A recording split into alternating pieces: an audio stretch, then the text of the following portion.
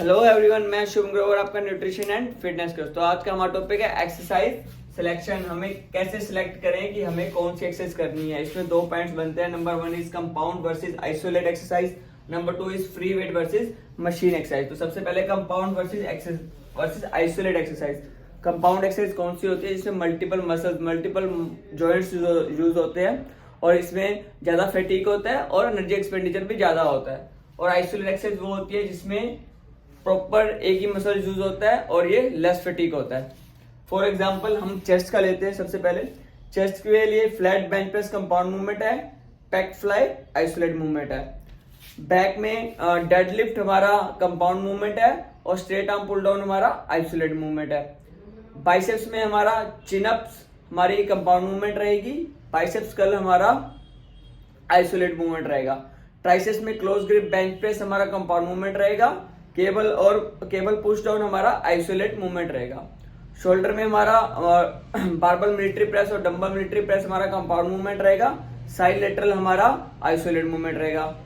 Legs में squats हमारा compound movement रहेगा, लेग एक्सटेंशन और लेग कर्ल आइसोलेट मूवमेंट रहेगा, आइसोलेट एक्सरसाइज होगा। तो ये डिफरेंस में चल गया कि कंपाउंड और आइसोलेट एक्सरसाइज में क्या डिफरेंस है। तो मैं अभी आपको बताऊंगा हमें चूज कैसे करना है कि हमें कंपाउंड एक्सरसाइज करनी है या आइसोलेट एक्सरसाइज करनी है। सेकंड पॉइंट है फ्री वेट। फ्री वेट में क्या होता है? Dumbbell and barbell. हमें डंबल बारबल से एक्सरसाइज करनी है या हमें मशीन, जो प्रॉपर मशीन होती है, पैक फ्लाई लगा लो, शोल्डर प्रेस लगा लो, वो हमें एक्सरसाइज मशीन पे करनी है। तो ये अभी मैं आपको बताऊंगा। तो फर्स्ट है compound versus isolate movement. Compound exercise के क्या बेनिफिट है? टाइम एफिशिएंट होता है, मतलब हम कम टाइम में ज्यादा मसल्स को ट्रेन कर सकते हैं। लेस इक्विपमेंट रिक्वायर्ड, इसमें ज्यादा इक्विपमेंट्स की हमें रिक्वायरमेंट नहीं है। बेटर इंटरमस्कुलर कोऑर्डिनेशन अच्छा होता है। Helps in cardio respiratory fitness, एक हार्ट की हेल्थ के लिए भी अच्छा है। आइसोलेट मूवमेंट लेस फैटीग कम होता है। Better for targeting weaker muscle को ट्रेन करने के लिए अच्छा ऑप्शन है। मे हेल्प इन रिमूविंग, अगर आपके मसल इम्बैलेंस है तो ये आइसोलेट मूवमेंट उसमें हेल्प कर सकता है। Useful in case of injury, अगर आपको इंजरी हुई है तो आइसोलेट मूवमेंट उसमें हेल्प कर सकती है, राइट। तो अब हमें कितनी कंपाउंड एक्सरसाइज करनी है, कितनी आइसोलेट एक्सरसाइज करनी है? तो बेसिकली एक अच्छे रूटीन में 2 से 3 कंपाउंड मूवमेंट्स होने चाहिए, 5 से 6 या 4 से 5 हमारी आइसोलेट एक्सरसाइज होने चाहिए। ये वर्कआउट वॉल्यूम पे डिपेंड करता है पूरे वीक में हमें कैसे करना है। फॉर एग्जाम्पल मैं चेस्ट का एक दिन का शेड्यूल, फॉर एग्जाम्पल हमें 4 एक्सरसाइज करनी है चेस्ट की, तो हम 2 एक्सरसाइज कंपाउंड में कर सकते हैं, 2 आइसोलेट एक्सरसाइज कर सकते हैं। For example flat bench press और इंक्लाइन डंबल प्रेस हमने कंपाउंड मूवमेंट कर ली, पैक फ्लाई और क्रॉस केबल हम आइसोलेट मूवमेंट कर सकते हैं। ये हमारे डिपेंड करता है हमारा पूरे वीक का जो वर्कआउट वॉल्यूम कितना है। वर्कआउट वॉल्यूम क्या है वो एक पूरे प्रॉपर उस पर वीडियो बनेगी, वर्कआउट वॉल्यूम सेट वॉल्यूम पे, उसमें आपको क्लियर हो जाएगा। तो ये था हमारा कंपाउंड वर्सेज आइसोलेट। तो अब मैं आपको बताऊंगा फ्री वेट और मशीन। तो अब है फ्री वेट वर्सेस मशीन। हमें फ्री वेट एक्सरसाइज करनी चाहिए या मशीन के ऊपर एक्सरसाइज करनी चाहिए, ये डिपेंड करता है हमारे पास क्या क्या अवेलेबल है, हमारे पास कौन कौन सी मशीन अवेलेबल है जिम के अंदर, राइट।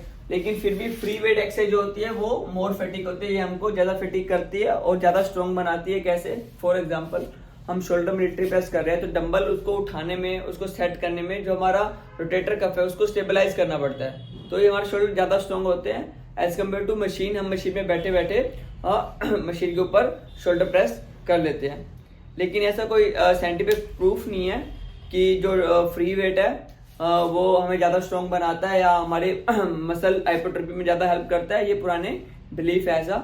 नॉर्मली हमें क्या करना चाहिए, हमें जो कंपाउंड मूवमेंट्स है वो फ्री वेट पे करनी चाहिए, जो आइसोलेट मूवमेंट्स है वो हमें मशीन पे करनी चाहिए। तो हमें जो एक्सरसाइज का शेड्यूल करना है उसमें कंपाउंड मूवमेंट्स भी डालनी है, आइसोलेट भी डालनी है, और कंपाउंड मूवमेंट्स के लिए हमें फ्री वेट्स यूज करना है और आइसोलेट मूवमेंट्स के लिए हमें मशीन यूज करनी है। तो जो हमारा जो एक्सरसाइज का जो सिलेक्शन होना चाहिए ऐसा होना चाहिए कि जो कॉम्बिनेशन हो कंपाउंड और आइसोलेट मूवमेंट का, राइट, और मशीन और फ्री वेट एक्सरसाइज का। अब नंबर 3 जो मैंने अभी बताया नहीं था, हमारी एक्सरसाइज की ऑर्डरिंग एक लिमिट फैक्टर, सॉरी एक्सरसाइज का सिलेक्शन हमारा एक चीज पर डिपेंड करता है, उसे बोलते हैं लिमिट फैक्टर। वो मैं भी आपको बताऊंगा। तो एक्सरसाइज सिलेक्शन में लिमिट फैक्टर भी मैटर करता है। लिमिट फैक्टर क्या होता है? जैसे हम किसी एक मसल्स के लिए हम ट्रेनिंग कर रहे हैं तो वो मसल हमारा लिमिटिंग फैक्टर होना चाहिए, उस मसल पे हमारा फैटीग होना चाहिए, उस मसल पे हमारा इम्पैक्ट आना चाहिए एक्सरसाइज का। अब अगर वो लिमिटिंग फैक्टर नहीं है तो वो एक्सरसाइज हमें नहीं करनी है। फॉर एग्जांपल हम डेडलिफ्ट कर रहे हैं, डेडलिफ्ट करते करते हमारा जो फैटीग है हमारा बैक मसल्स पे आना चाहिए, लेकिन बैक पे मसल्स पे फैटीग आने से पहले हमारी जो ग्रिप है हम गिव अप कर देते हैं, हमारी ग्रिप लूज हो जाता है, बैक पे मसल पे हमारा फैटीग आ ही नहीं रहा, तो वो हमें सिलेक्ट नहीं करनी है, तो वो एक्सरसाइज हमें डेडलिफ्ट नहीं करनी है। फॉर एग्जाम्पल हम बेंच प्रेस कर रहे हैं, हमारी चेस्ट पे फैटीग आने से पहले ही हमारा शोल्डर गिव अप कर देता है, तो हमें उस केस में हमें वो चेस्ट की एक्सरसाइज भी नहीं करनी है। तो चेस्ट और बैक का मसल हमारा लिमिटिंग फैक्टर है, उस पर फैटीग आना जरूरी है, तो हमें एक्सरसाइज सिलेक्ट उस हिसाब से करनी है।